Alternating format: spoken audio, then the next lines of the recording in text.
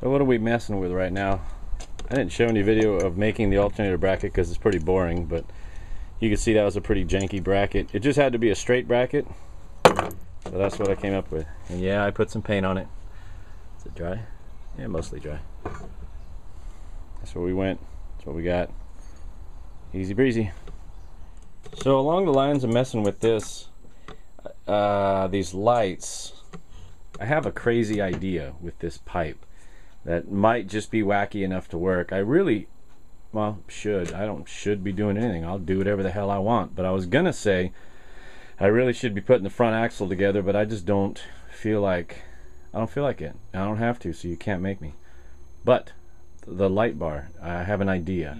Let's see if my idea in my head will translate to something cool in the real world.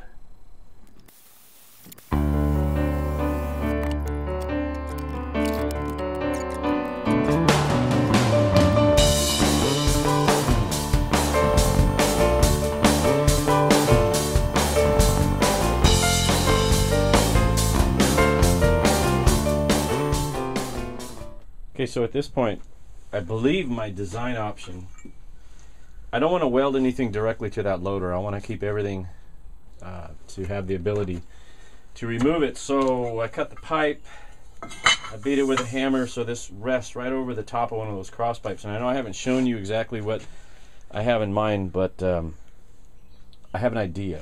So I dug through my hoard of crap. I've got a few different options. Basically that second horizontal bar that sits in front just forward of the steering wheel is where this is going to sit. So then the intention is to build some kind of bracket here about 5.5 inches tall that sits out like that. That would put the headlight just above the arch of the loader and outboard. So if that loader were all the way up, it wouldn't get hit. The lights wouldn't get hit by the arms of the loader. And it's not in my way, it's not in my line of sight.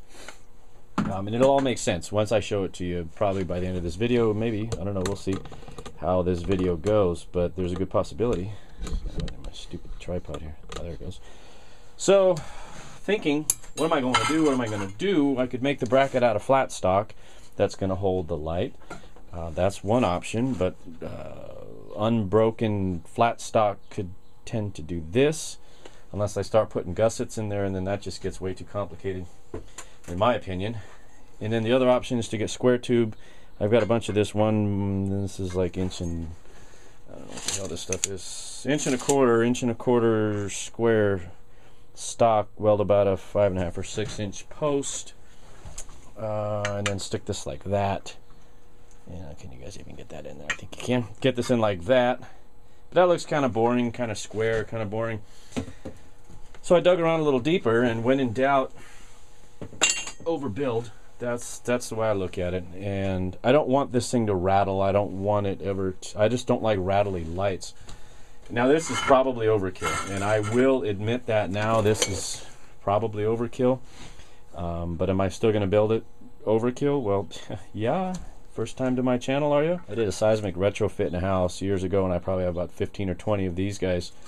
What these do is, if your house is not bolted to the foundation, here in Northern California we're subject to earthquakes, and your sill plate, you'd come in and you drill an epoxy in threaded rod,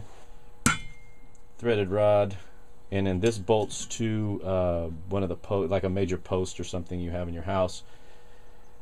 Yeah, I've got several of these. Like I said, I think I probably have 2 dozen. Are you even in the camera? No. 2 dozen. There you go. Anyhow, so I'm thinking 6 inches is right here. It's actually 5 3/4. But if I lop this top off here, I weld this to the end of this bracket like so, and that looks kind of cool. I think it looks kind of cool, and it will be absolutely solid, and it is absolutely overkill. Absolutely overkill, but I think I like it because it's going to be beefy like the rest of the tractor. It's just dumb. That's just dumb enough to work.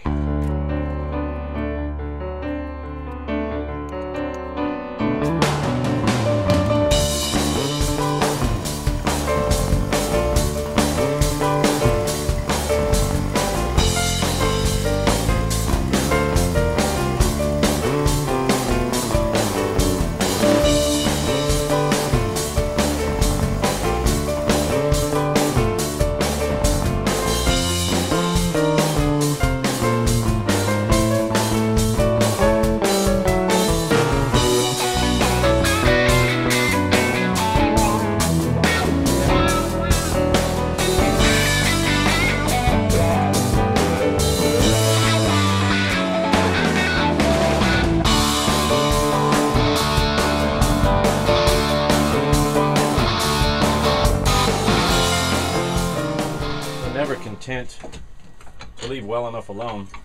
These are these seismic brackets needed. I couldn't just put them in exactly as they were. They had, well, this was folded under, right? They had two of these pieces. This was folded on top, right? So you had these two pieces, and that's kind of one. I just cut that. And then over the top, they had this bearing plate where the bolt would go through. The foundation bolt, excuse me, would go through. So I knocked that off, and then I knocked the overlay off, right? So we took that much steel out of the bracket, and then my intention, see, that actually cleans it up. Then I can come in and run a bead of weld just on the inside on either side, on both sides. And it tucks them in a little better too. If anything, I think it tucks the light in a little bit better. So I know there's a lot going on in the background, but that's kind of my intention as to how that's going to look. And I could run beads of weld on either side on the inside. These pins, or well, these pipes, it was a pipe that I turned on the lathe. It's a 3-step deal, and that allows this pin to go all the way in to the base of this light and gives it really, really good stability. I'm not going to tap it in there because it's really snug. And then you adjust your tension with this set screw, right? It's split here, and that'll give me the up and down ability. And then of course you have your ability to rotate. I made 3 of these pins, one for, well, each light, right? And then I'm going to come in and weld these little spindles out here, and then that's where the light's going to mount. So let's get welding. I'll stop talking and get welding, and I'll show you what I come up with here in just a minute.